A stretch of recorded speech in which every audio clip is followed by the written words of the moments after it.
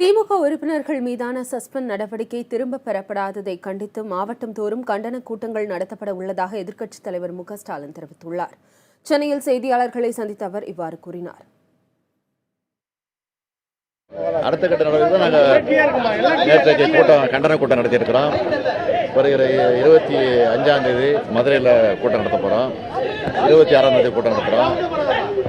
நாங்கள் கலந்து கொள்ள முடியாத நிலையில் அந்தந்த மாவட்டங்களில் கழக முன்னணியில் வச்சு அங்கங்கே கூட்டங்கள் சட்டமன்ற உறுப்பினர்கள் பங்கேற்கக்கூடிய வகையில் தொடர்ந்து தமிழ்நாடு முழுக்கம் இதை கண்டித்து கூட்டங்கள் நடத்தப்படுகிறது. இதற்கிடையில் நாங்கள் நீதிமன்றத்திற்கும் சென்றிருக்கிறோம்.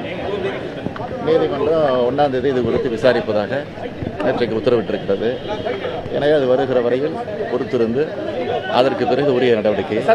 முடிந்த பிறகு கூட்டத்தில் கலந்துக்க வாய்ப்பு இருக்கா சார்? திமுக 7 நாள் தான் எங்களை சஸ்பெண்ட் பண்ணியிருக்கிறாங்க. அதனால சஸ்பெண்ட் முடிந்த பிறகு நிச்சயமா திமுக கலந்து கொள்ளக்கூடிய நிலையில் தான் இருக்கிறோம்.